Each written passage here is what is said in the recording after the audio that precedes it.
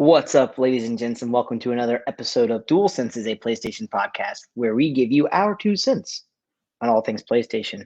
My name is Alex Wolf, and I'm joined here with the one, the only, the Stephen Tomas Moreau.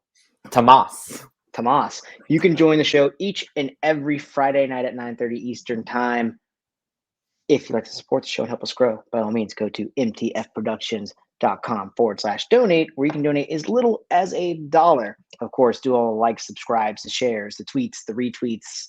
Tell your mom, tell your friends, tell your dad, that estranged cousin you don't talk to. Let him know.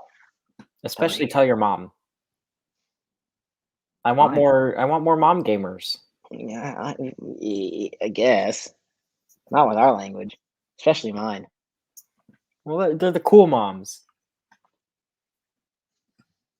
I know we have at least one mom gamer who I don't like the word gamer. Yeah, I don't like it either, honestly. It's nothing wrong with it. But like saying it now, I don't know, it just feels awkward. Like, why can't I just play fucking video games? I don't call someone who likes movies a theater or a movie or A movier. yeah, like Or it's a stupid. musicer. Yeah, or like I don't call someone who likes shoes a sneaker or a shoer. And granted, they had this stupid ass term that's called sneakerhead, but that's here and there. I'm a game head. You know, I had a customer at GameStop when we were working over there who walked in and said, "Man, I'm a game head, yeah." And I'm like, "What the fuck is a game head?" I had no idea what this man was talking about. It was the dumbest damn thing I'd ever heard. I'm like, "Please don't use that in public. Please stop saying it." Please leave. It's like, did you just buy this copy of Madden and go? Madden 08 and it's 2013, so it was like 50 cents. Oh, I thought for some reason I thought of the what was it, the NCAA football, but it was like the last one before they 14. stopped. Yeah, So like it was fucking $50 just because you weren't Yeah. gonna see another one for years. And everyone was like, "Oh, I want the NCAA one." And it was And I'm always so like, hard to find. it was hilarious because that game didn't like get pre-ordered worth a shit. And that game didn't get popular until after they realized it was the last one that was coming. Yeah, it's like a classical composer. They're only popular after they die. Mm-hmm. I wonder do you think that's gonna happen with this podcast? Like we're gonna die and then it'll be Was like it big? dual senses. Now that was quality entertainment. If only like it made money to leave a legacy behind that where it could earn money.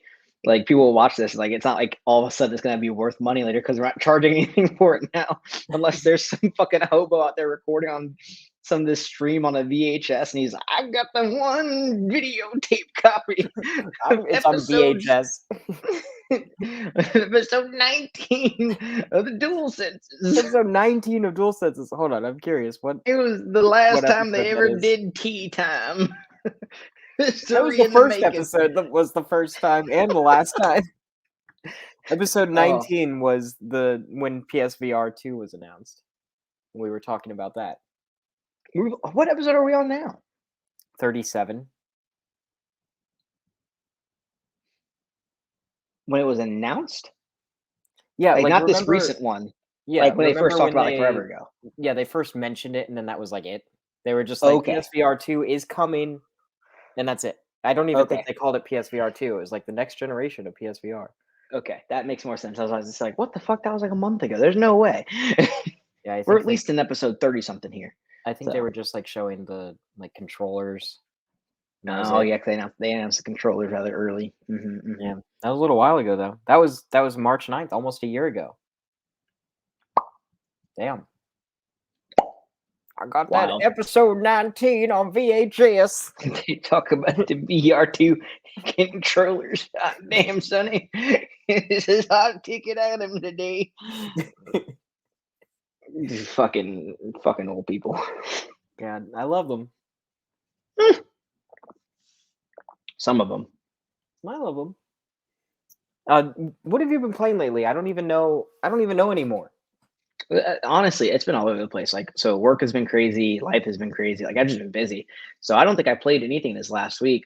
When I can dabble, I've been like really into the handheld gaming space just because like I can kind of play when I want and stop when I want.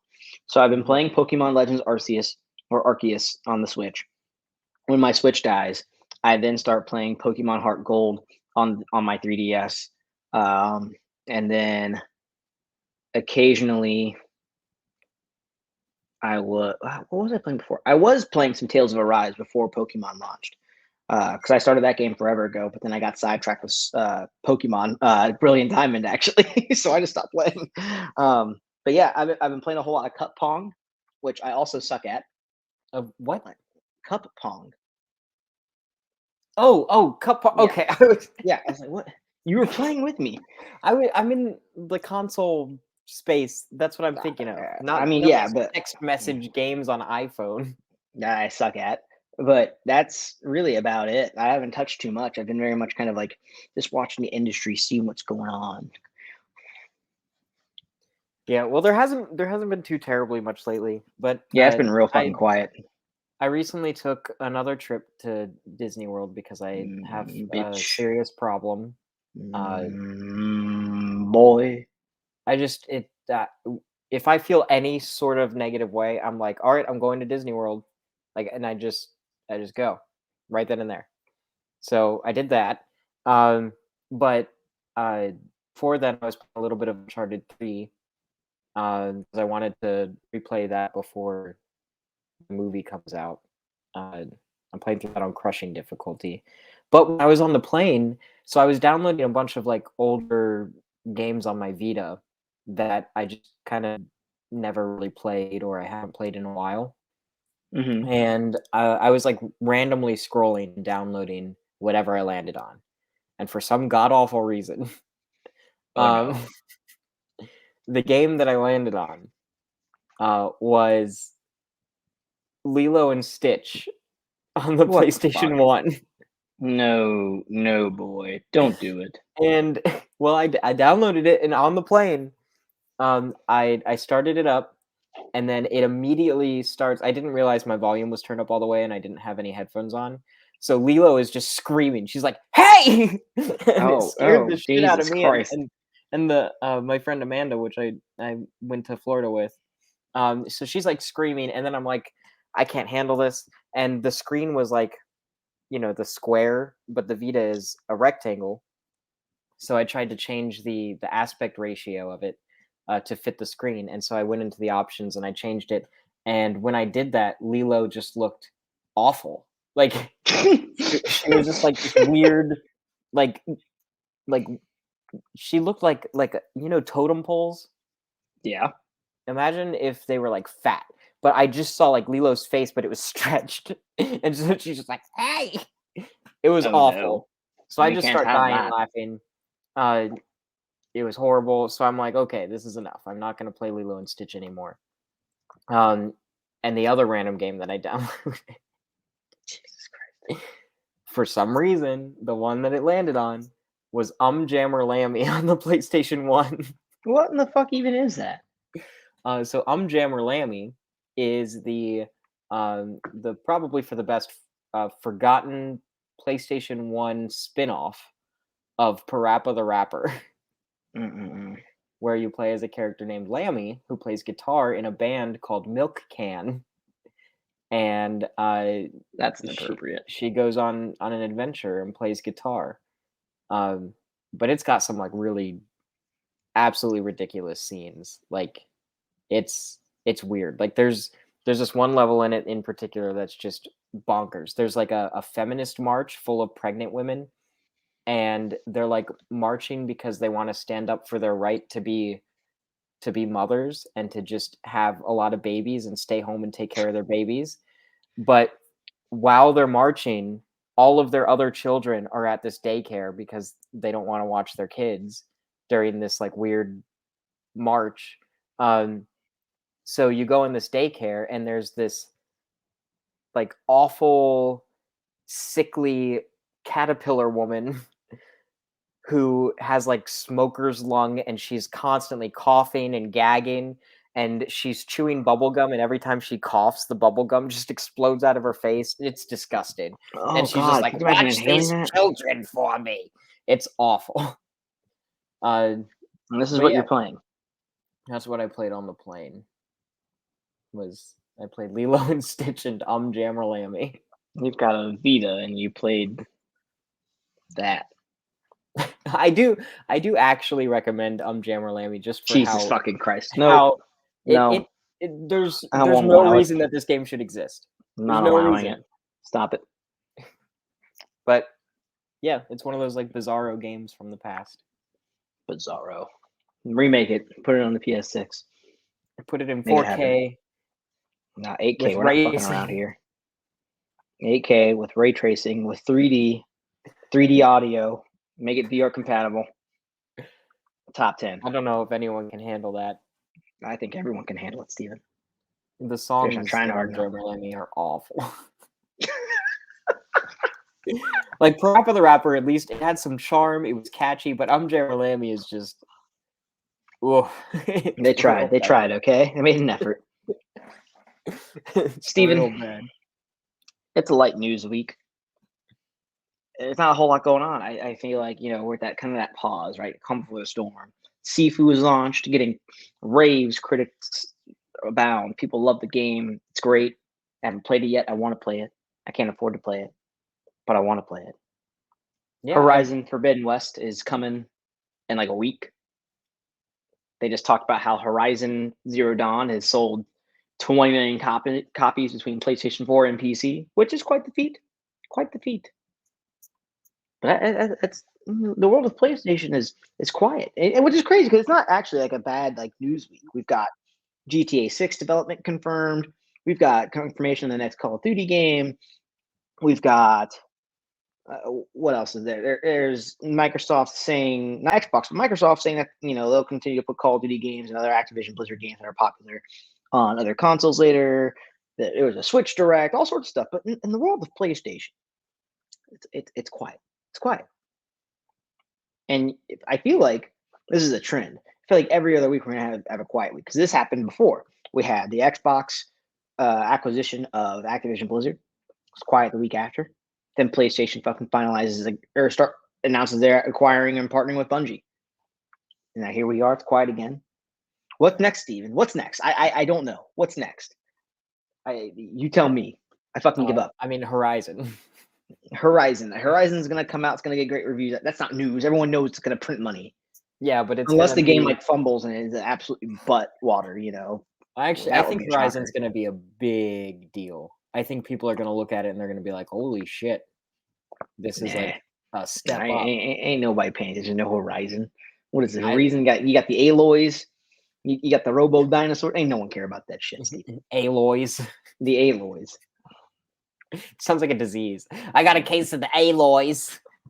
Oh no. There it is with the old people again, man. They're everywhere. They really are.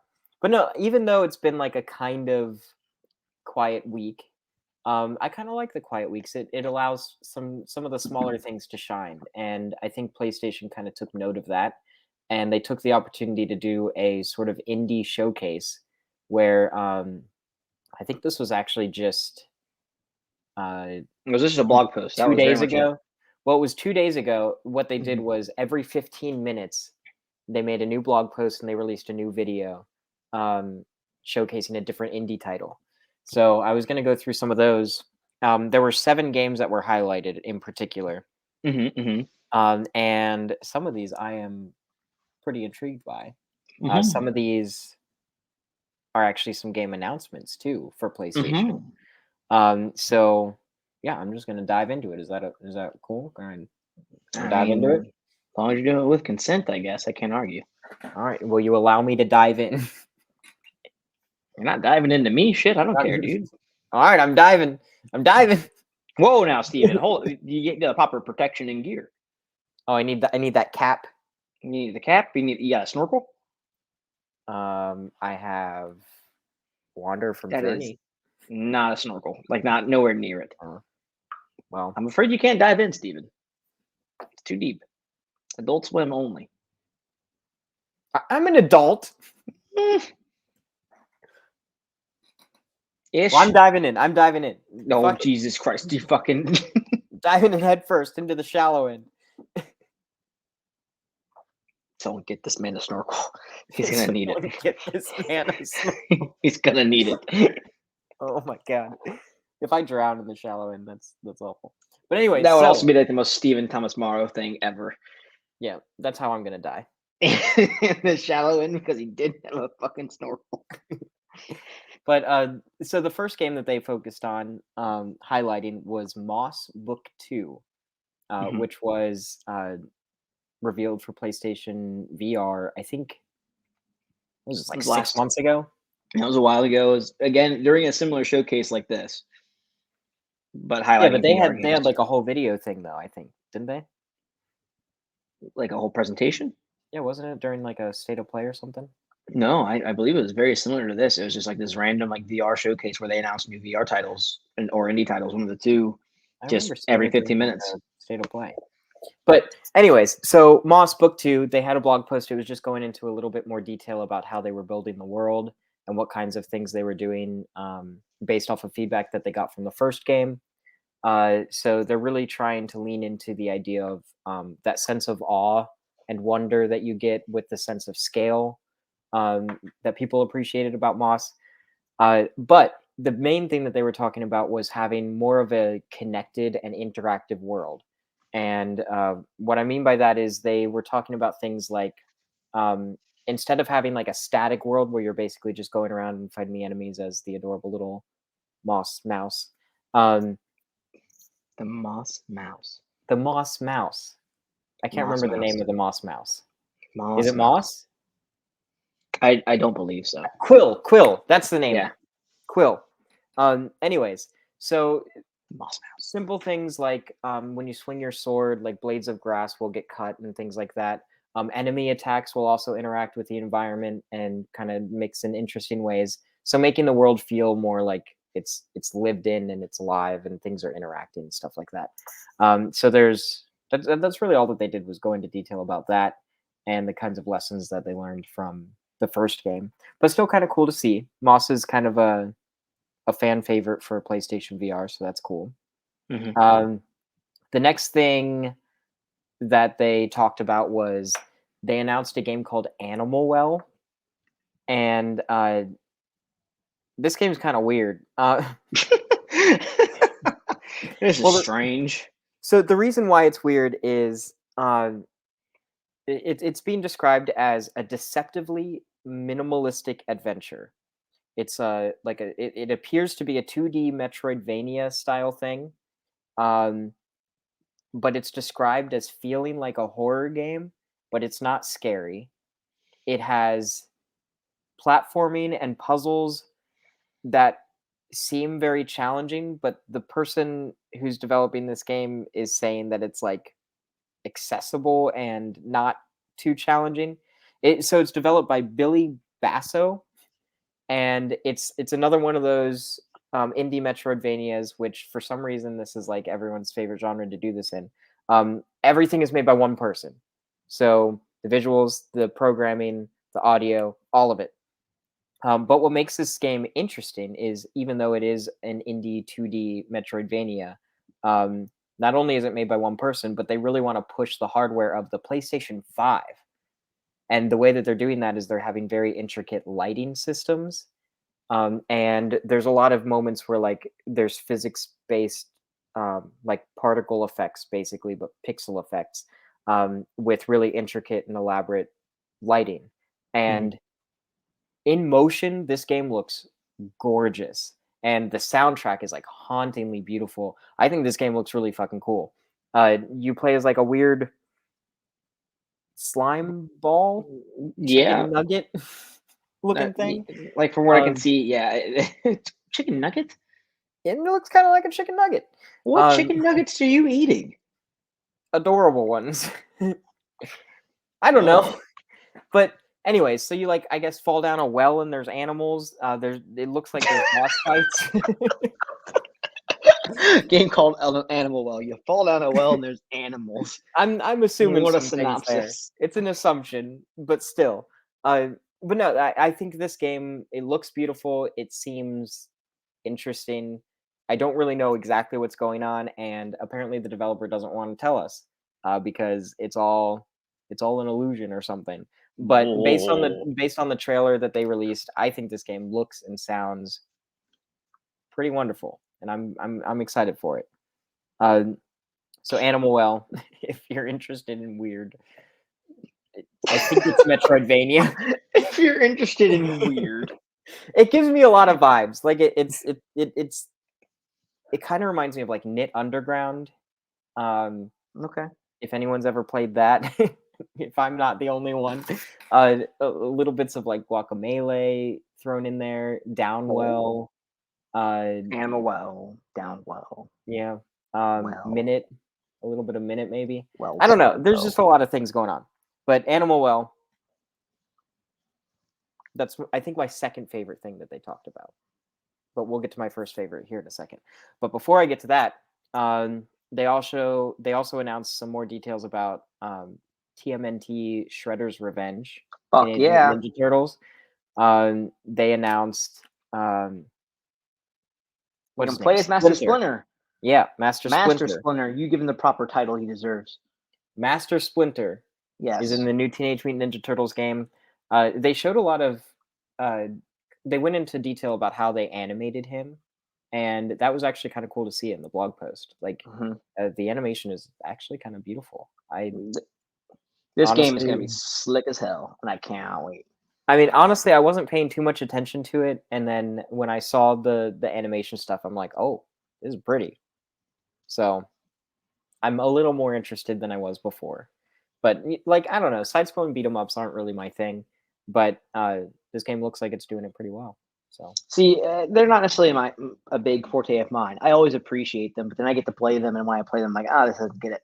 But so as a fan of the Turtles in Time game, I've been waiting to be able to play it because unfortunately I don't own TMNT reshelled, Turtles in Time reshelled when they released that on the PS3 and 360, and it was delisted. Yeah. I feel like it came back at some point for something, but I could be wrong on that. So this is like the closest thing, and it's just a true, it's not like a rehash. This is a brand new game, and we haven't had a good, decent TMNT game in quite some time, probably since honestly Turtles in Time. Yeah. So I'm excited to play this. You're right; it looks gorgeous. It's keeping the same look and nostalgic feel, but obviously with some enhancements when it comes to the fluidity. If you go to the PlayStation blog post, you can see the different frames they use to animate Splinter, like Steven mentioned. And then you can see how fluid and how easily and how quick he moves in another GIF further down. So this game is going to be lots of fun. It's going to be an easy thing just to pick up with some depth. It's great that's coming to PlayStation because I know it's been heavily touted as something coming to Nintendo Switch. So if anyone was questioning it at all, here's your answer. This, if you're a true TMNT fan and you love Turtles in Time, this is the game for you for sure. Yeah, or if you just like rats and turtles. Okay, I would say you missed like the title, Steven, or April O'Neil. I don't know what that is. What the fuck? Good Lord. She's a news reporter who wears a yellow jumpsuit. What animal? She's a human. Nah, we don't want that in our. Listen, people were jonesing for her when she was announced. I couldn't tell you as to why, because I've never once said to myself, you know who would be really cool to play as? April O'Neil. Where the fuck is Casey Jones? He actually fought. That's my question. Where is Casey? Maybe that'll be the next reveal. You gotta understand crumpet if you're talking about cricket. I don't know what that means. There's a quote from the fucking movie. God, you're uncultured. Move along. I'm sorry, Steven. I don't know anything about Krampus and Krampet. What did you say? Crumpet and cricket. Where'd you cricket? Krampus? Krampet. Move on to the next game, Steven. Jeez. So this was my most excited thing. Like this is the thing that I'm most excited about. The game Post Void was announced to be coming out on PlayStation consoles, and Post Void, for those who don't know, is sort of like it's a throwback first-person shooter, inspired by like the original first-person shooters, so like OG Wolfenstein, OG Doom, like stuff like that. But it's like psychedelic. It's weird. It's like if those old school games like Wolfenstein were conjoined with Hotline Miami. So like bright colors, kind of drug fueled psychedelic mess, hyper violent, and if you stop moving, I think it's for like 3 seconds, then you die. So you have to always be moving. It's very fast paced and very disorienting. Things are all warbly everywhere. The trailer was like 30 seconds long and it had an epilepsy warning. That's awesome. This is my kind of game. It's just good arcadey goodness, very fast paced, and just kind of a barrage of colors and lights and sounds. And I'm very excited about it. But yeah, so Post Void was announced that it's coming out on PS5 and PS4 this spring. So not too much longer to wait for that.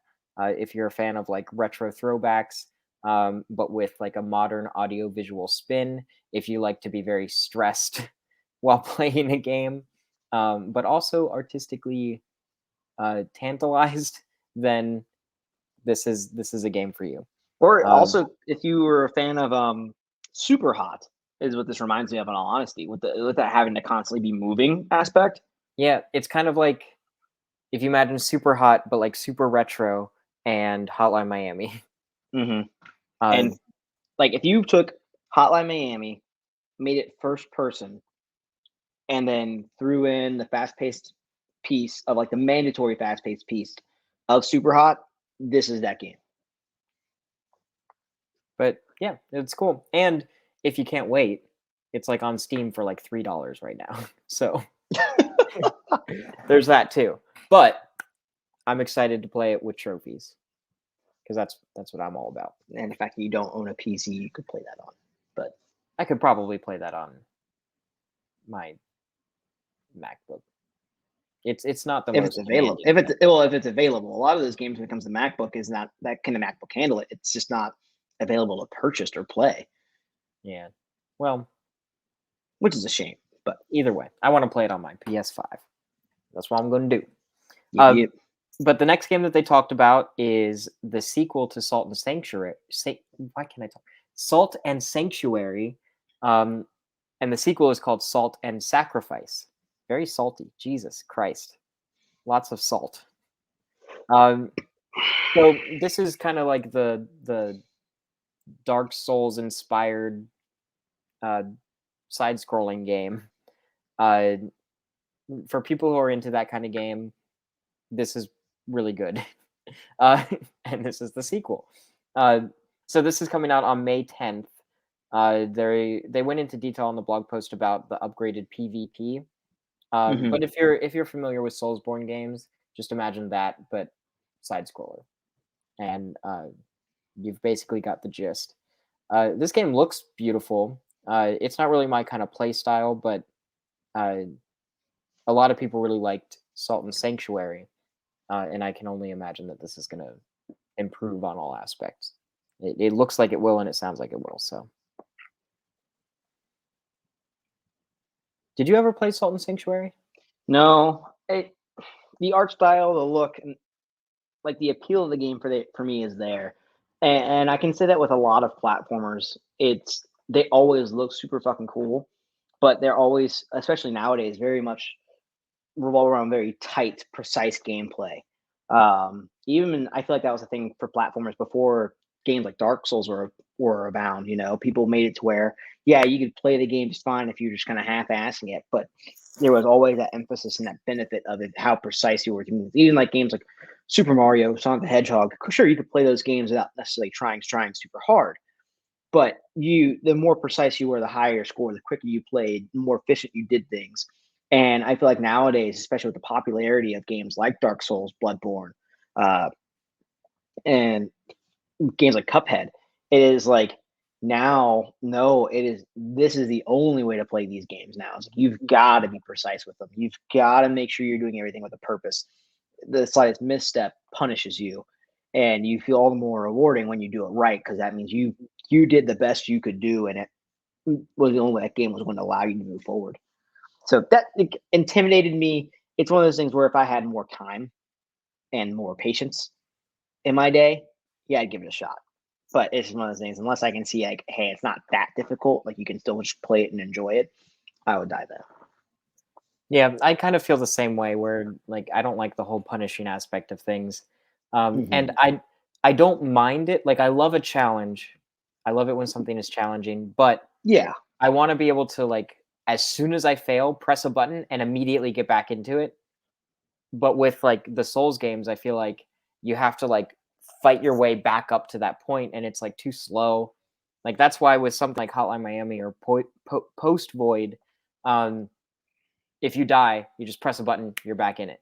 That's why I like Thumper as well. Like, it's just so fast, and then you inevitably die. You press a button, you're starting back up into it. But yeah, the Souls games, they don't really allow for that. It's not the way that they're designed. Not for the faint of heart. Nope. Yeah. But so the next game, I'm gonna be honest. So when I saw the trailer for this game that they released, I was expecting that to sort of explain what this game was, and I was watching it, and I'm like, I have no idea what the fuck this is. Because like in the so it was announced that Samurai Gun 2 is coming to the PlayStation 5, and I clicked play on the trailer. That was the first thing that I did before reading anything about this, and there were characters from Among Us in like this 2D. It looked like a 2D platformer action game type thing, and then the weird duck platypus thing from the game Minute showed up, and then there were the spelunkers from Spelunky. I'm like, what the fuck is going on? What is this? I had no idea. Turns out, Samurai Gun 2 is a one-hit kill platform fighter.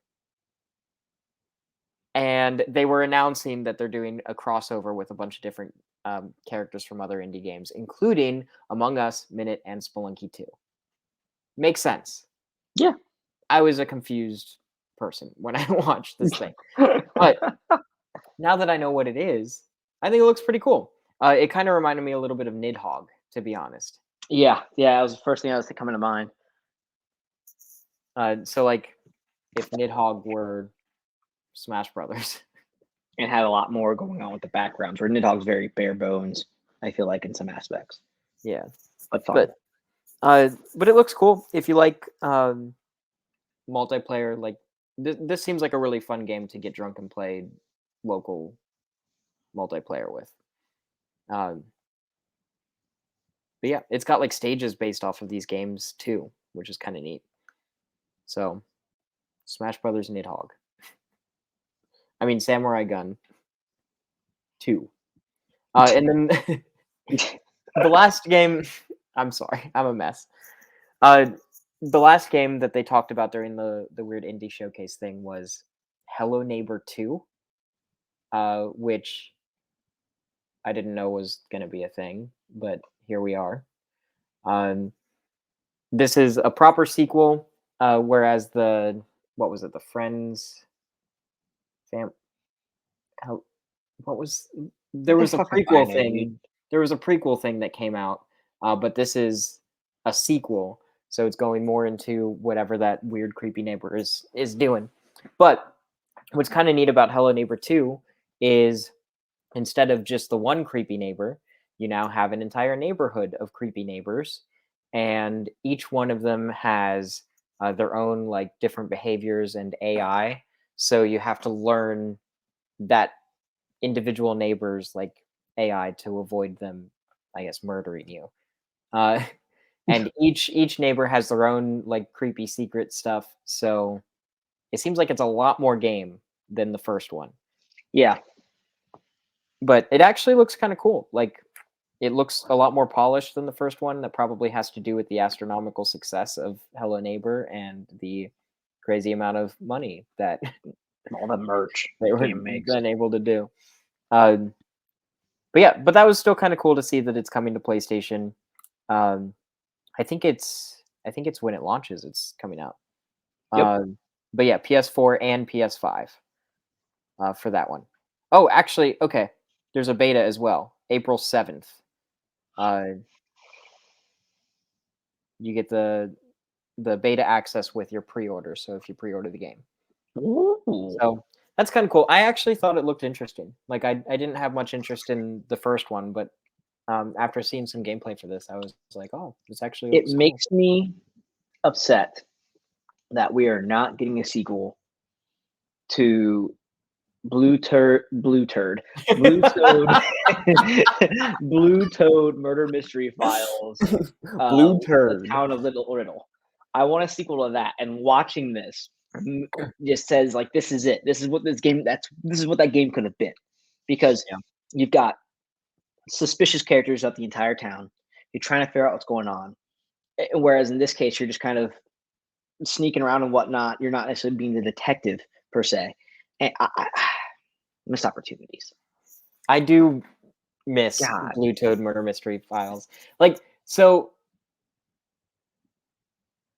Blue Toad is a game where I want to play it almost annually, like a tradition. Yes. But the only downside is the puzzle solutions stay the same. Mm-hmm. And so I have to have like a very long amount of time between play sessions so that I just forget all of the plot twists and everything. But what a game. That's a fun game to play with a group of people. And there's just, it's very quotable. There's every character is voiced by the same guy. So you get to hear him do all these like stupid things with his voice. Sharpish. It's great. I love that game. It's So such a good. it's such a game. It always gets me in like Such a a game. weird mood. No, like every time that I play it, it's like I can't stop like quoting it for months. So good. But that's what that Hello Neighbor 2 makes me want that. So like it's Yeah. great that it's happening. That's super cool. It is no longer what I want. Now we want Blue Toad. Not that I ever wanted Hello Neighbor, but like if I did, it just makes me want Blue Toad Murder Mystery Files too.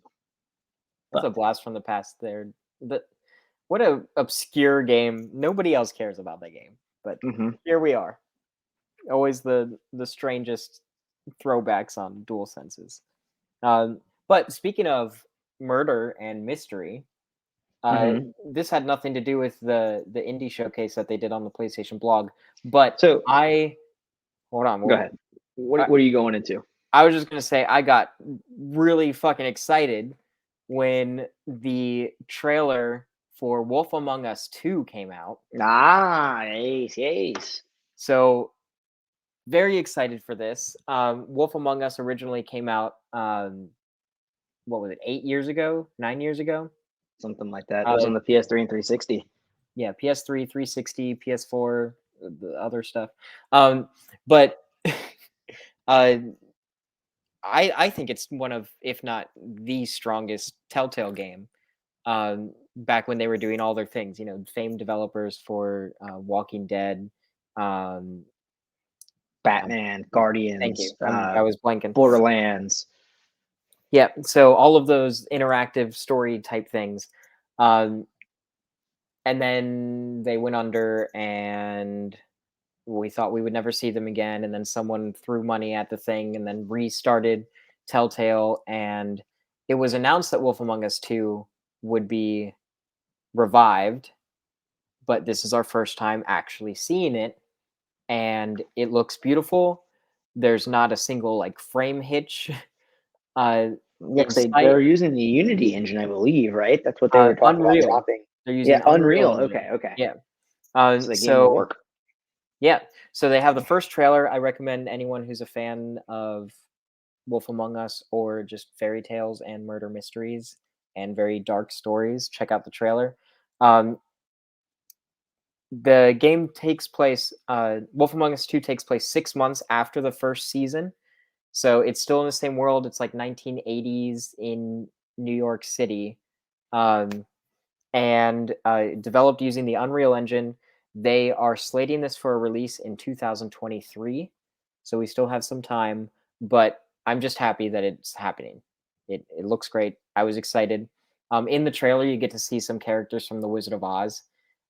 There's a you get to see Scarecrow from Wizard of Oz. You just see his like head come up, and he's like blitzed out of his mind. He's like smoking pot, and then all the smoke comes out of his mouth. And then the Tin Man comes out of nowhere and just starts beating the shit out of Bigby, the big bad wolf. Okay. I thought you were gonna beat the shit out of the Scarecrow. I'm like, oh, that's so rude. No, he's just hanging out. And then I think Dorothy. There's like a chick on the couch who I'm assuming is Dorothy, but I don't know. It's not. Dorothy's not as recognizable as a fucking Scarecrow and a Tin Man. But Yeah, so there's gonna be some Wizard of Oz stuff going on. Pretty exciting. I think it looks really cool. But yeah, so all of those were on the PlayStation blog. I recommend checking all of those out. There was one thing that I wanted to give a shout out just personally because I think it's really cool. This was um, revealed that it's going to be releasing on PlayStation consoles in April. It's already out on PC, I believe. But a game called Road 96. Now, Road 96 is a procedurally generated road trip thriller created by the same team behind 1111 Memories, Retold, and Valiant Hearts. If you remember that UbiArts game, the World War One emotional story. But this one's not an emotional war story thing. This is For this is clarification. this is like a bonkers road trip game inspired by Tarantino movies and Coen Brothers movies. So expect it to get like insane. Uh, Mm-hmm. and every time you play the game, the road trip is different. Different things happen. Different characters do different things. So it's like endlessly replayable. And when I watched the trailer, I got really excited. When I heard that it was inspired by a Tarantino style, I got even more excited. The idea of an endlessly replayable, ever changing Tarantino film, I'm all for it. Road 96. So look out for that in April. Um, yeah. Steven, this has been a topic many times in the show as of late. How, so I'll ask you this. How do you feel about the way this was all presented? With the seven indies in particular, every 15 minutes, a new things on the blog. How do you feel about that personally? I think it was fine. I feel like if it was a state of play, people would be angry. Uh, it all of these trailers and stuff were put on the PlayStation YouTube channel, so they were still Mm. put out as videos, just individually. I Right. like that it was when they made the first blog post, they were like, "Hey, every 15 minutes, we're gonna do a thing. Boom, boom, boom, boom." It gave you time to read the article, to watch the trailer, gave you some time to think about it, maybe post about it on social media, and then you load up the PlayStation blog, and there's another thing waiting for you. I thought it was nice. None of this stuff is like really mind blowing, insane, but Hmm. I like that they dedicated a day to allow these games to shine. Um, I thought it was nice. Like the people who are excited about any of these, I feel like they're going to see it and they're going to share it. They're going to talk about it, much like what I'm doing now. So So where I don't think it's a bad format. I'll start with that. I think it's nice. It's again, like you said, gives room for the games to breathe. this is Everything's Shuhei's got its project. own. Yeah. So this is his own little project, a way of getting these indie games out there. What I think what bothers me is actually kind of what you said. It's like the people that want to know about these games, the people that want to see these games, will see these games. For me, it's like wouldn't, especially when you're trying to publicize and make these games out there, why not put it on a stage? I don't. The fact that the fact that we had a Gran Turismo 7 state of play, and then a showcase for Ghostwire Tokyo, and now we have this evolving PlayStation blog post where there's a new thing shown for a certain game every 15 minutes in a day. I don't understand it. It makes not a lick of fucking sense to me. I think Why does I think it makes it's? sense. I mean, I think the only problem is every time that they do a state of play where it's a montage of smaller games, people come away from it disappointed, and then they're like, "Oh, I sat here for this," and then uh, the general consensus online is just a bunch of bullshit. well, Like, so but and that's the thing though. that's because people don't care about these games, and even when you advertise this is about a specific thing. I saw this with the Gran Turismo thing. Mhm. They had the state of play. Here's the thing: people online are idiots. Sorry, everyone online. Uh, but they are like the Gran Turismo state of play. was labeled as a Gran Turismo 7 State of Play. While it was going live, people were like, why are they just showing Gran Turismo? Where's the other games? Or like before it went live, people were making all these wild predictions. And they were like, oh, they're going to announce the new Last of Us Online. And it's like, no, this is literally a Gran Turismo State of Play. Stop.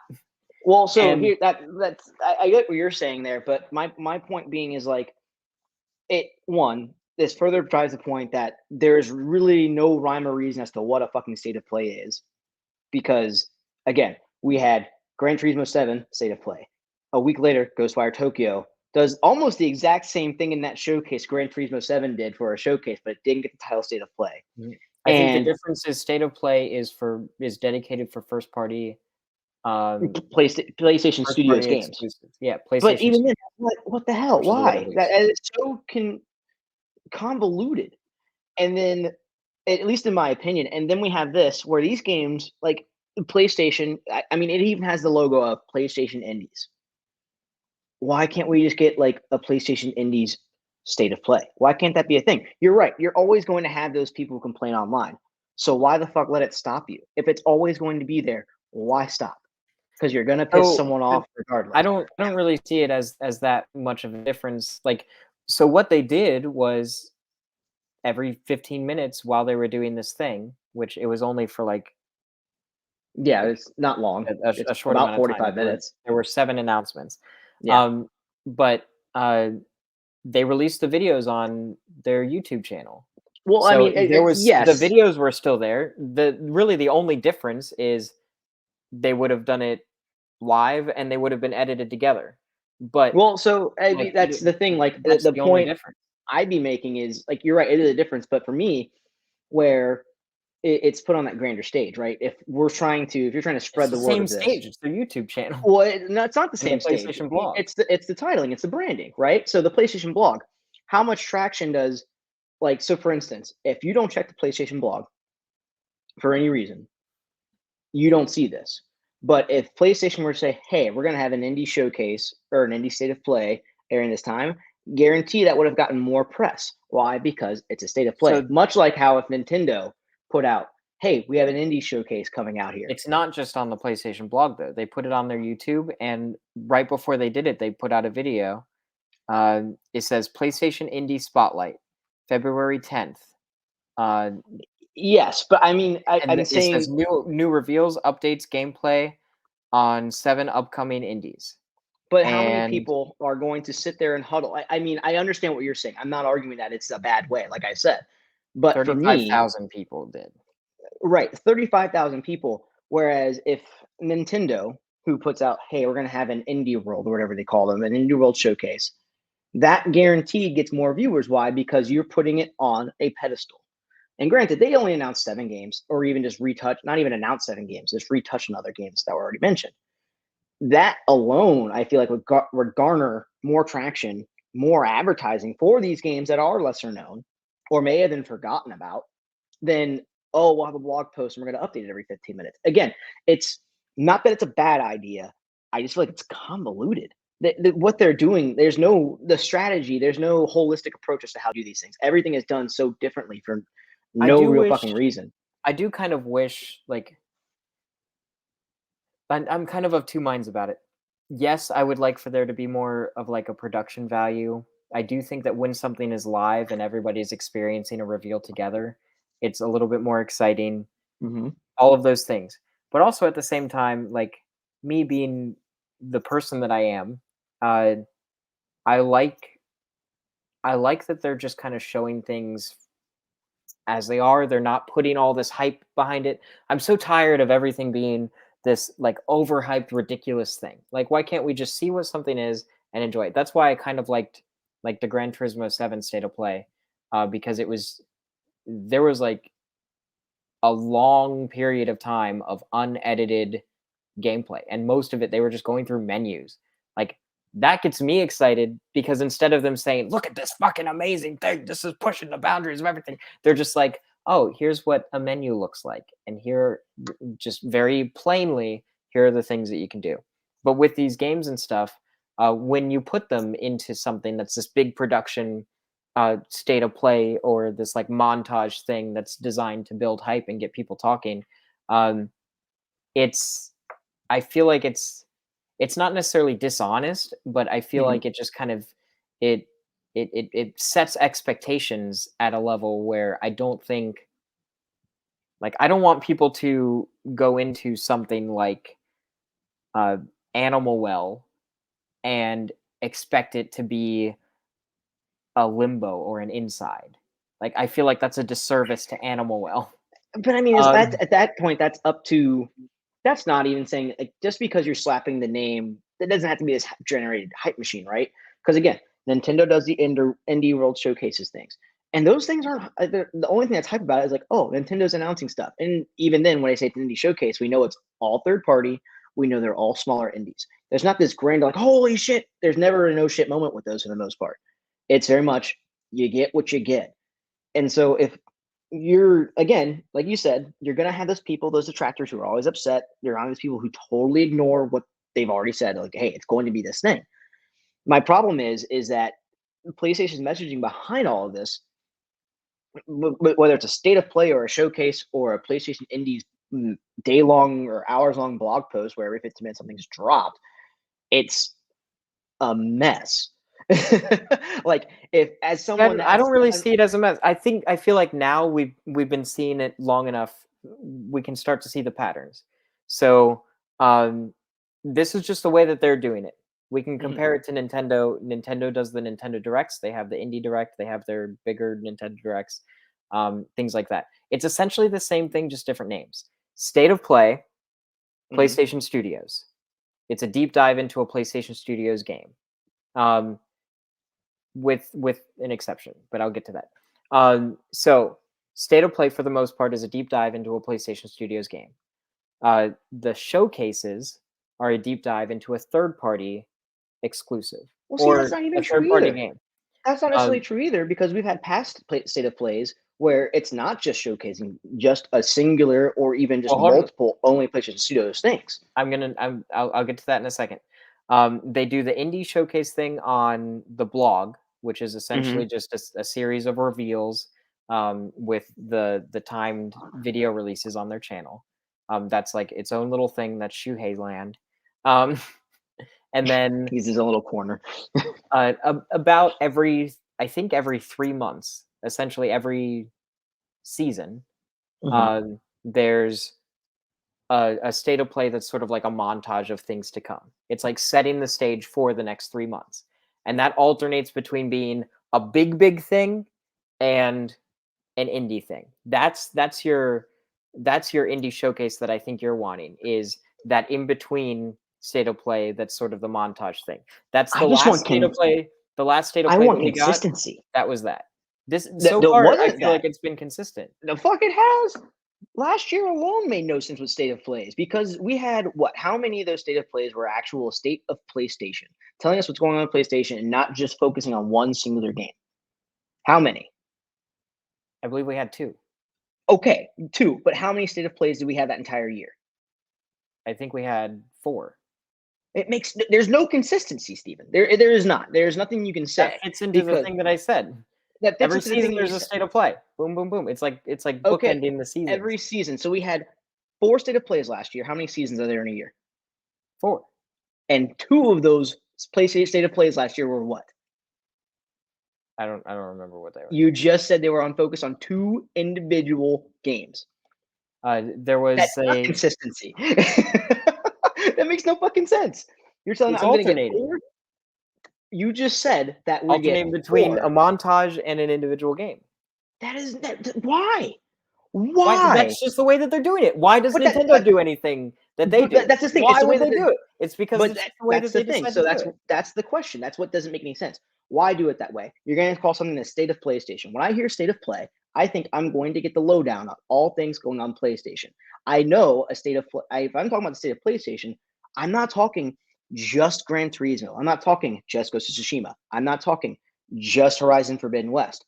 Tell me it's a showcase. Tell me, hey, we're going to showcase this one game. Cool. That makes sense. Do what you do with Ghostwire Tokyo. I think you're just getting too hung up on the name. They just call it a state of play, but before they do any of these, they tell you what it's going to be about. And I understand They're that. very upfront about that, and so I'm that not sets saying the they're not. expectation. I'm I not think saying it's they're just not. the fact that they say state of play, Mhm. and sometimes it's a deep dive into one game, Right. sometimes it's a montage of different things, Mhm. sometimes it focuses on indies. Yeah, there's inconsistency there, Right. on what the state of play is, but they always let you know ahead of time what it's going to be, or at least Mhm. they have in the past couple years. No, usually they do. Originally it Unless was there was like a secretive, like a PlayStation 5 reveal, but yeah, and then so far I've seen it seems like there's a pattern where they alternate between like a big thing and then a smaller thing and then a big thing and then a smaller thing. that's Uh, my thing is like I'm not hung up. Like, you're right. I'm hung up on the name because it makes no sense. Like, why again? Why have a showcase and then a state of play? Why does it matter that there's two different names based off of where the fuck it's coming from? That is the dumbest damn thing. Why is that a thing? it Someone might give me a just be legitimate that reason. I mean, maybe it's just a reason that we don't know. Like, for example, maybe state of play is something that PlayStation is producing themselves, and then a showcase is something where a developer, like maybe the developer behind Ghostwire Tokyo, was like, "Hey, we want to do this showcase," and they're like, "All right, we'll do a showcase." And maybe the state of play is funded by PlayStation, and the showcases are funded by the individual developer or publisher. So maybe it's something as simple as that, where they like submit a video, but they don't want it to just be, "Oh, this is a trailer." No, this is a showcase. It's a more long form thing that does a deep dive into gameplay. So like it could be something like that. I don't know. I don't want to get into the minutia of it. I don't I'm not care as trying to long get. as things get announced.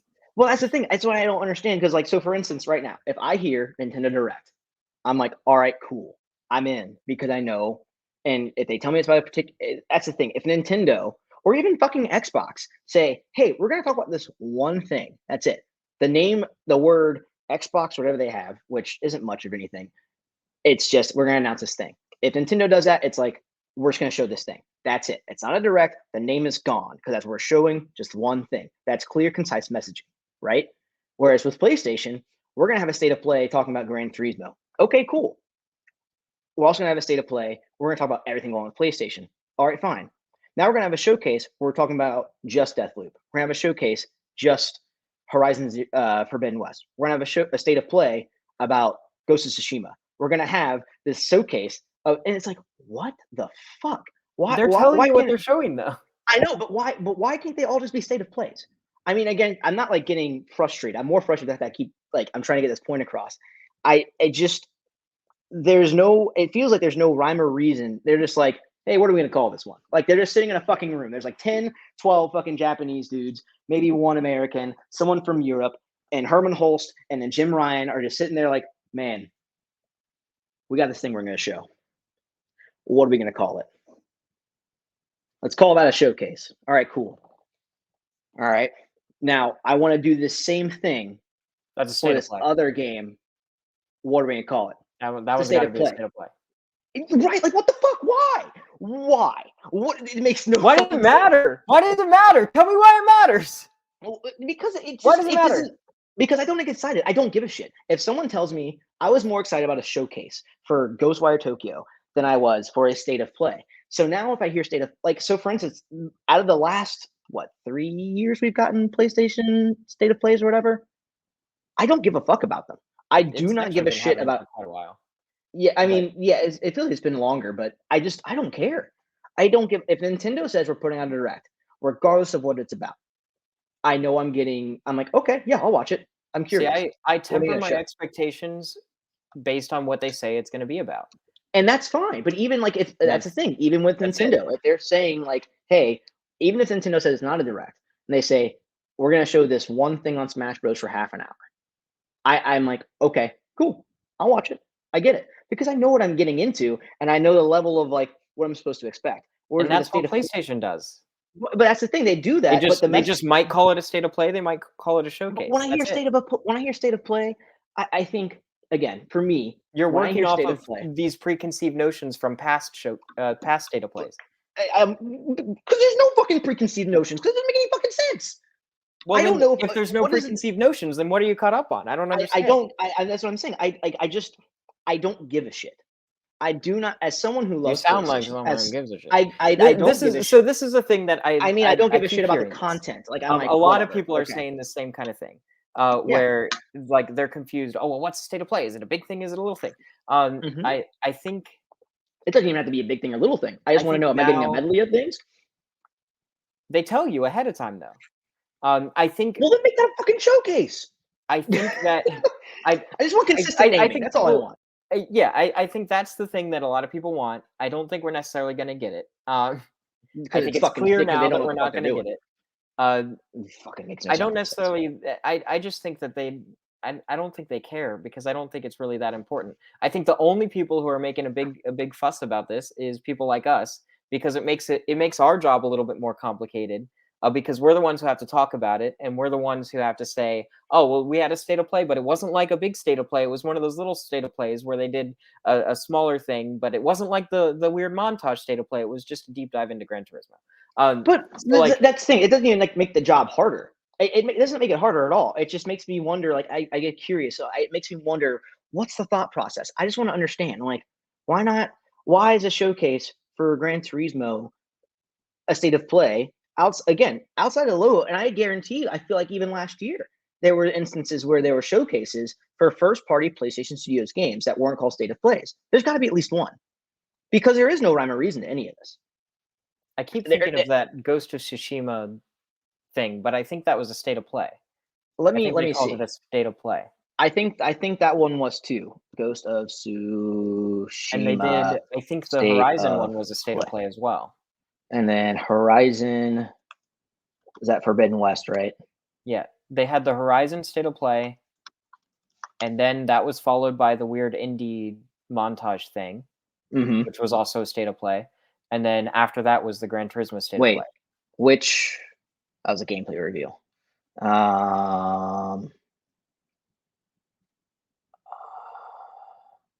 There was okay, yeah. So there was a 20-minute state of play for Horizon Zero Dawn, or not Zero Dawn, Forbidden West. The indie, which indie thing are you talking about?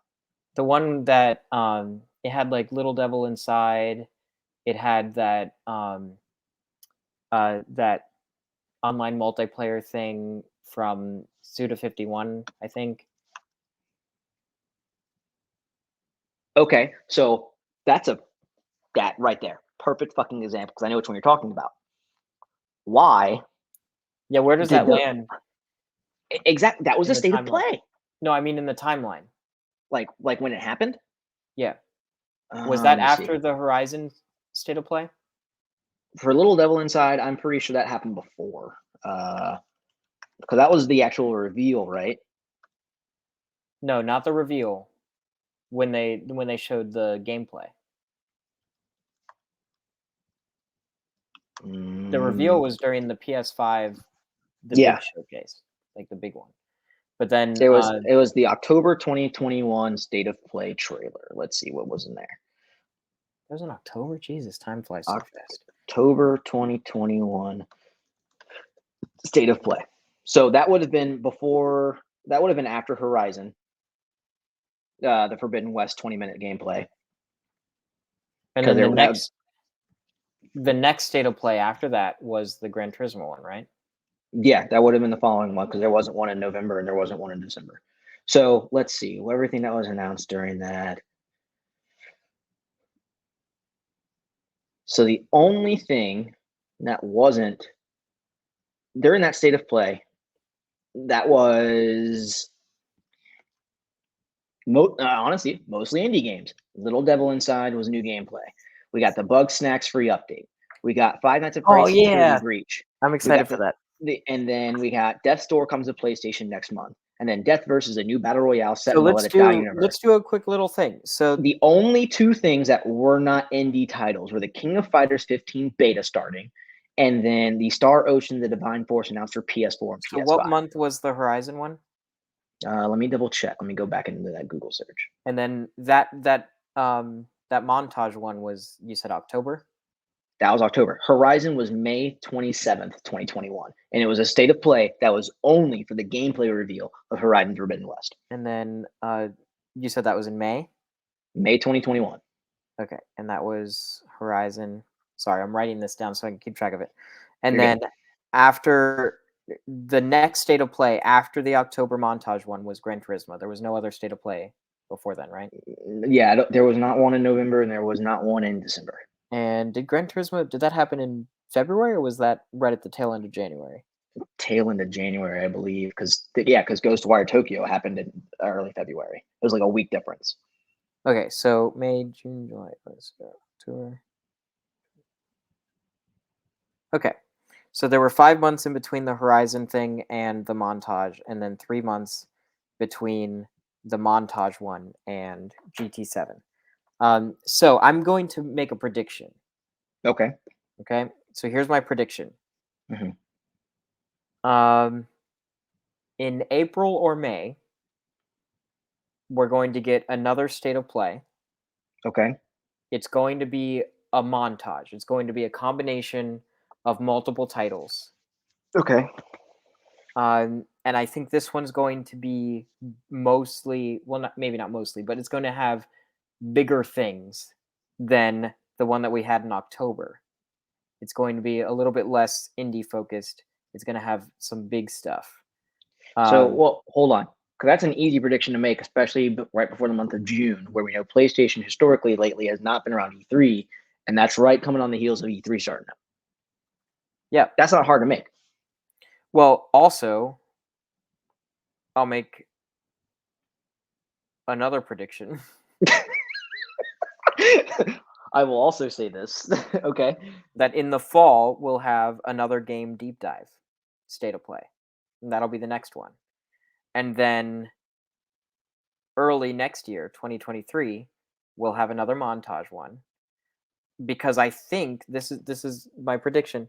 I think this is what they're doing. I think that they're doing game deep dive, small montage. Game deep dive, big montage. Game deep dive, small. I think it just alternates game, bigger, small, game, bigger, small. So where at that point then, where does the showcase fall? Because now we are 2 months into the year. True, we've had a state of play. Yes, that was a deep dive into one game. Then a week later, we had a showcase that deep dive into one game. I think the showcases are. I'm going to stick with my, and this is just a guess, but I'm going to stick with my guess that a showcase is not a third-party game. That it's a third party. Well, not only a third party game, but that it's just not PlayStation pushing the thing, that it's the publisher of that game or the developer of that game doing the showcase. That's going to be, I guess, because PlayStation can still focus on a third party thing and highlight it, but that's them funding it. I think when they call it a state of play, it's PlayStation funding it, PlayStation producing it. Whereas the Ghostwire Tokyo, I think that was produced by the developers of Ghostwire Tokyo. So, well, even then, that doesn't make any sense either. So I want you to look at this. July 8th, 2021, we had a 30-minute state of play that was focused on indie and third-party updates and a 10-minute showcase of Deathloop. 2021? 2021, July 8th. So that was after Horizon? Yep. And it was a state of play. What was the month? July. And that was a montage and showcase. It was they showcased third-party games and indie games, and then 10 minutes. So that was a little montage. I mean, yeah, I guess for the most part, yeah, half-hour show. So every 2 or 3 months, we get a state of play. Which is fair, but so it's not about the frequency that we get a state of play.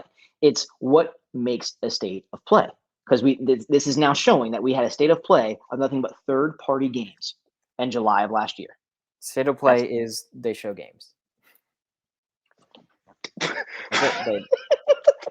Again, this further proves a game.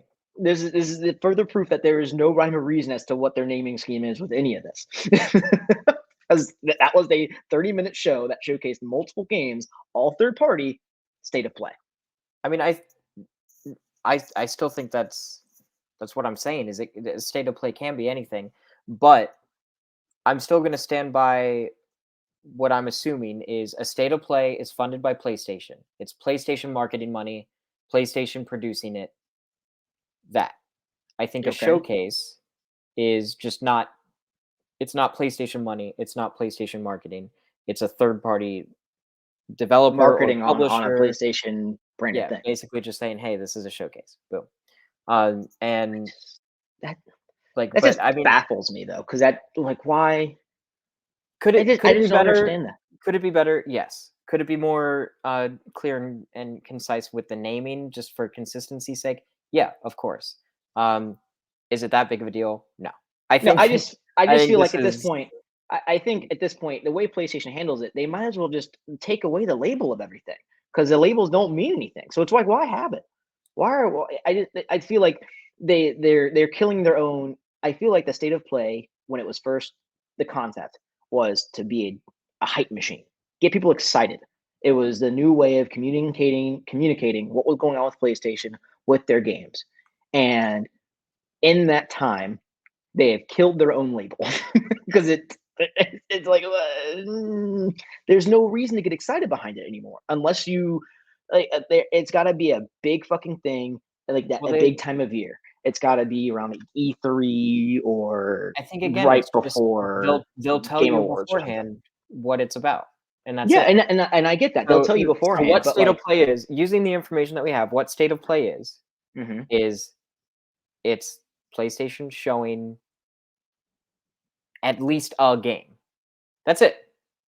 That's it. right, I get that, but I think We don't have to turn it into some big thing. And then what the premise of the state of play is, they mhm, tell us ahead of time, and then that's where we can set our expectations and things. But the I name state of understand, play is not consistent. I right. agree. So It the is name not doesn't need to be consistent. there.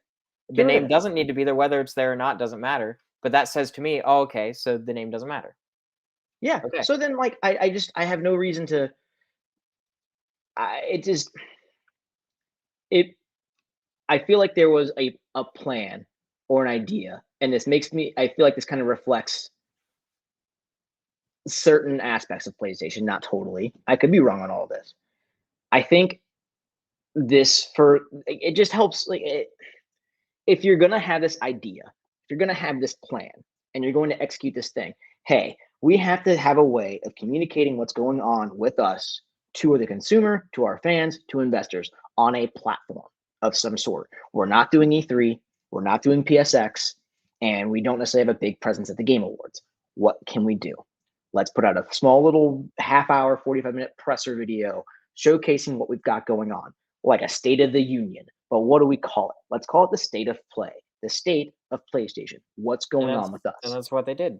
And it's what they did. And then I feel like they started with that. Personally, I feel like for me, and you can say I'm getting worked up, this, that, and the other. But what I don't, for me, it says is like they had this. It started with this grandiose idea, like, okay, cool, yeah, let's do it. And the first time I heard State of Play, I'm like, oh fuck, that's cool, let's watch it. They had me, and then so on and so forth. Each time I hear State of Play, and like even with the premise set, it's like here's this gameplay video. Here's 20 minutes of Horizon. Here's 20 minutes of Gran Turismo. Here's 20 minutes of this. 20 minutes of that. That's fine. I get it. You're right. They set the fucking expectation because they put out a fucking blog post and say it's what it is. But for me, that is not, in my eyes, what a state of play should be. Does it make my job harder? No, by no fucking means does it make anything harder. But it makes me question what was the point of putting together this whole fucking program and this whole goddamn branding of the state of play if it's just not going to mean anything. And I feel like PlayStation does that a fucking lot. They did it with 3D, with the whole 3D branding. Oh, put 3D on everything. Let's put out a fucking TV that has simul view with 3D technology. And it was just dropped.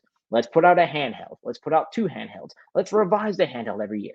And then let's stop fucking doing anything with it less than halfway into its goddamn life cycle. What is the point of throwing all this money at shit or ideas at shit for it to never go anywhere? This is like further evidence of that, and I don't understand it. I don't think that much money goes into state of play at all. Not in this per se, but it's just like what transparency is all I want, Steven. Uh, I think they are transparent when the state of play comes out. I think the issue is just the first time that we saw it, we expected it to be the same exact thing every time that we saw it. I don't even Um, think that, because the next state of play was either the second or third, was very much just a showcase of one particular game. I can't remember what it was at the time. Hell, it may have been Last of Us Part Two. But that was fine. I still watched it. It was fine. But then as I kept hearing, "Oh, it's a state of play," and it's this, and I'm like, okay. I'm like, is a state of play just going to be like? Did they just kind of backpedal? Like state of plays are just going to be I think just that's just individual things. I think that's our own issue with setting our own expectations and setting our own hype. It, And it is, but I in think the world of business, in a world of marketing, you've got to have consistency. When you're just changing shit up just to change it up every other goddamn time, it's just like, the number of people who care is so small. Like we are such a small sliver of their audience. Like nobody else. Like it doesn't make a dent in PlayStation, correct. whatever they call it. Hmm. They could call it blue turd, and Blue turd. uh, it wouldn't Make it it wouldn't make a difference. Like it, I think I think it's such a it, it's this is such a PlayStation fan complaint. Um, and I mean I would I make have the so complaint. many. It's a video game fan complaint. I'd make the complaint to anybody that does it. It just happens to be that PlayStation is the only motherfucker doing I it. It doesn't make any sense. I'm sure there's a lot of people who are releasing things and naming them different things, but I mean, I think it's just such a I don't know. I feel like it's a moot point. I feel like It definitely it's is, a but I just want to have non-issue. the. I'm not saying it's an issue, but the point for me is having the conversation of like, I just don't understand the rhyme or reason to it. Like, why? I want to go back 3, 4 years, maybe 5 years ago, and talk to someone like, hey, what was the idea? What was the motivation behind creating the brand of the state of play, only for it to really not carry any weight at all? I think we're giving too much weight to state of play. That's the problem. But I think And that, I but feel like that's the thing. okay, I so think that's what here's they were what I trying think to do. happened. Here's what I think happened. Yes, they were Okay. trying to do that, and that's around the time that E3 was starting to die. We used to have this thing where we would go most of a year with very few announcements, and then we would have E3 where everything would be thrown at us all at once. And Mhm. then E3 stopped being that thing, and everyone started coming up with their own solutions. And PlayStation has kind of fumbled with how they're going to divvy out this information. State of Play was their response. Nintendo Direct was Nintendo's response. They were doing that before E3 started to die because they just wanted to do their own thing because they're Nintendo and that's what they happen to do. But they called it an Um, E3 Direct though, so they were still branding it. They just didn't want to be in. They didn't have to yep. rent a booth or a stage. So I think that really that's all that State of Play is. It's just a way to trickle out information to us because now we don't have that year bookend that the entire industry is doing. It's the same way that like any entertainment or media company, they'll like have like, oh, here's a little announcement video. They'll call it whatever the hell they want. I think I think we're just giving it way too much weight as one thing. Mhm. Not every State of Play is going to be E3. It might have started Right. feeling like that just because it was fresh, it was new, it was exciting. But yeah, Well, even I then, so mean, even that's not even something I'm I saying. think That's not an idea. That is, if we're talking, final if thoughts. final thoughts, if we're trying to really get in the nitty gritty here, I'm let's not. think about it there. So, I I'm mean, not. and not in the nitty gritty, but like, so let's think about it here. We've got PlayStation had E3, they had Gamescom, they had a little bit at CES. They had a strong presence at Tokyo Game Show. They had then PSX to wrap out the year, and then whatever they didn't show at PSX, they showed literally the following night, if not the next day after that, at the Game Awards. So to say PlayStation didn't have an outlet to communicate their shit multiple times of the year is bullshit. That's not true, because they were at everything. They pulled out of E3 and they were still at everything else. Fact. Nintendo has been doing directs for years, since I think like 2013. So to say it was a response is like, yeah, maybe on the slow side, like real behind. I think them not wanting to do PSX probably cost a lot of money, especially having to compete with the Game Awards being 24 to 48 hours later. This is like, does this make sense? No. All right, cool. We're not going to be at E3. We're not going to be at PSX. Do we need to be at everything else? And I was like, do we need to be at Gamescom? Yeah, we'll put some stuff out there, but we should really have our own branded show because people like it. And they're like, well, what should we call it? What should we get the name? And again, even if you're comparing it to Nintendo, Nintendo does the same thing where they tell you what you're getting in a direct for the most part, whether it's going to be all third party, all first party, one specific game, this, that, and the other. But the name direct sticks with all of it. The name's there. My problem is this, again, is I don't understand the rhyme or reason to anything they're doing because I think now thinking about the State of Play has only been around since at least 2018. There's just not a rhyme or reason to it. I don't understand why not just have one big thing. Why not put out a blog post if you're gonna just announce shit just to announce shit? Just put it on the blog, and you can still put your videos on YouTube. You can still put out a thing saying, "Hey, it's gonna be this thing." Why put a name behind it when you have a million and one names for every kind of showcase you do, and none of them make any goddamn sense? That is my thing. That is my soapbox. I am not like super frustrated at the whole idea or anything like that. I'm getting frustrated, yes, but again, I hate being interrupted, people. Sorry, it is what it is. But and I'm also on my third cup of coffee in 3 hours. But coffee. But I don't. It just doesn't make any sense to me how everyone else in this industry has consistent messaging and branding over their things, and then the number one, probably one of the largest, and the most selling, not most, well, actually, they beat out the Switch last month for NPD sales in January 2022 with the PS5. But one of the top selling, largest, highest selling consoles of all time, and that brand of PlayStation can't seem to figure out how the fuck they want to communicate to their fans or consumers. And they just want to put labels behind shit that have no weight whatsoever. And then it's like you're killing your own hype because no one's going to start watching this shit because it's like, okay, cool, it's a State of Play. Okay, I'm getting told what it's going to be, but like, I'm not excited. I don't care because the State of Play name has. Yeah, you're gonna tell me it's third party stuff. You're gonna tell me it's indie stuff. Cool, that's fine. But I don't care about that. But for some reason, when you tell me there's a Nintendo Direct and you tell me it's gonna be third party stuff and indie stuff, I get excited. Like personally, I can't speak for the world, but I feel like the name State of Play, I don't give a shit about the name anymore. I don't get excited. I don't get even the least bit curious when I hear it. Even if they tell me what it is, I don't get curious. I'm not super excited. I've watched every direct that's happened in the last 3 to 4 years. If not at the moment it's happening, the first moment I can get. I have not watched a single State of Play live or had even at least bit remote interest in it since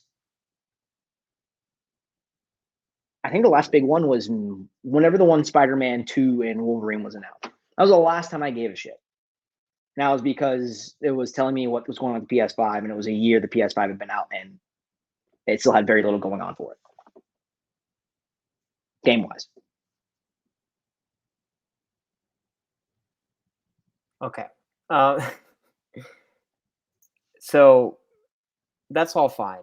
Like, I mean, your points are valid. How you feel about these things is definitely valid.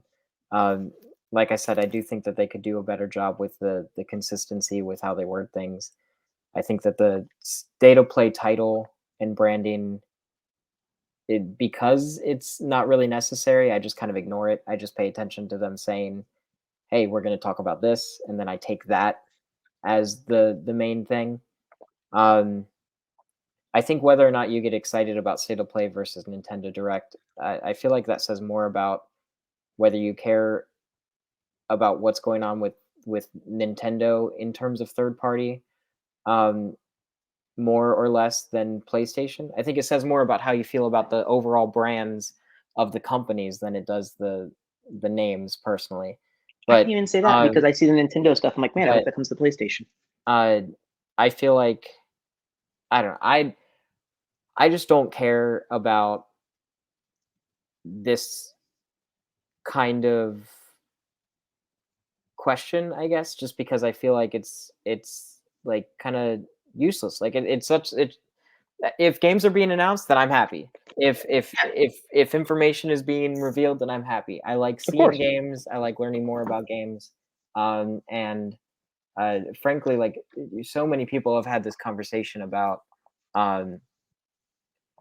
like what's up with state of play. It's like the new it's like the new airplane food. What's up with that? It's like that. It's like, oh, okay. Every time I hear that kind of thing, I just kind of roll my eyes and I'm like, okay, this again. Can we talk about games instead of the semantics of what we call the way that we reveal the thing?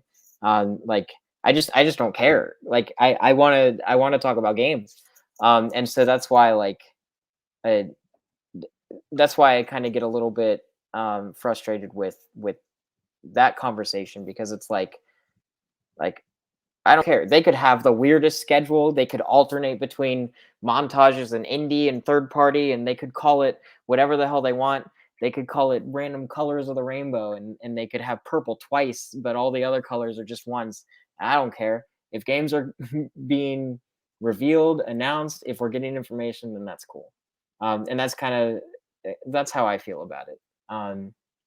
Like and like I said, they can definitely improve. But I think that the amount of people who care, and I think the damage that's being done is non-existent. Really. I don't think there's any real damage being done. Like I said, I don't think it's a big deal. Like I've said this before. Is it a massive deal? No. Is it affecting them? No. I just want to understand what the mindset was when this all happened, only for it to only just feel like it was just abandoned when they did it. Like they just like, it doesn't mean the shit. Like, what was the point? I feel like that's my thing. Flying off the seat of their pants, it's off the cuff. Like they're just doing their thing. They're just like, whatever. Again, it's very much 13 Japanese dudes, Jim Ryan, Herman Hulsen, like one guy from the US and one guy from the UK in a room, and they're just like, it's that guy in the Crash costume. He's still there. He's just like, I want that, and it's like, why? Like, and they're just like, no questions asked. Yeah. Yes. Okay. Yeah. I agree. He's got a point, John. He knows. Give this man a check. Holy shit! Like, put him on the board. It's just like that's what I feel like happens in some of those meetings. I just, they wild over at the old PlayStation headquarters. Yeah, unpredictable. Very much closing down studios only just to rebrand them, but then firing half the people there, buying people up, and then moving, like abandoning Japan. Only they're not abandoning Japan, but then they're very much abandoning Japan. Wild times. Wild times, Steven. We'll see if they get their shit together. I mean, they do. Obviously, they're making money. They know what they're doing. There's a reason out there. They know what they're doing. Maybe that's why. It's because of the confusion. Maybe that's the secret sauce. There's no fucking way. Like, if I were a startup business and I had as much messy advertising as PlayStation's had in the last 10 years, like if we were to go from PS2 to fuck whatever the fuck the PS3 was when it first came through, to now, it would just be like, what the fuck? Who the fuck are these people? What do they do? They got baby dolls talking and screaming, and they have a video game console. They've got this thing saying it's going to be this thing, it's going to be this thing, and all of those things are the same, but they have 12 different names to them. What is the point? It's like, what the fuck? PlayStation's had the weirdest marketing strategy in the last 20 years, and no one can explain it yet. Yep. But, I mean, we talk about it. Especially when there's no other news to really talk about. So I'm really glad I can get that off my chest in half an hour. Ladies, I even hate doing hour and a half long shows, but I did it because like there is not a fuck all happening at all this week. We almost spent half an hour talking about Uncharted movie. You're welcome. Well, now I can't get into it because you ate up all the time. God damn it. You're welcome. Won't let me interrupt you, but you go on this fucking tangent for 30 minutes. Because no one's asking about the Uncharted movie. No, ladies and gentlemen, there was a different thing that I wanted to. There was a different thing that I wanted to talk about. But whatever. All I can say, real fast. Jack and Daxter movie confirmed. They didn't confirm it. One person said he's talked about it. He said he's talked about it. We can get into that next week on Dual Senses. Ladies and gentlemen, thank you for liking, commenting, sharing with your mom, your aunt, your cousin, your deceased uncle, from 10 years ago, and then found out he was actually alive. And especially your deceased uncle. I thought it was moms. What? Whatever. No, not deceased moms. The gamer moms and deceased uncles. But you said earlier, especially your moms. But now it's especially the deceased uncles? It's adapted. Sorry, I'm not consistent. Motherfucker, get him off this goddamn show. Done. We'll see you next week, ladies and gentlemen. Lady, the fuck did I just say? There's one lady. Leon. Sounds like a dipping sauce. Like you get a French dip and then a cup of Lady Jean. You know what? I feel like I like the Lady Jean more than I would the French dip. Like I wouldn't even want that. You just want the Lady Jean. I mean, if it's a dip, I feel like she'd be a very funky looking woman if it was an actual person. This person. Oh, yeah. There would be some questionable things going on with like the hair shape of a mushroom. Yeah, all right, that's fair. Leon Jean. We'll see you next week. See y'all later. Thanks for dealing with us, I guess. We are a menace to your fucking Twitch stream. God damn it. Until next time, Lady Jean. For the third time, Lady Jean.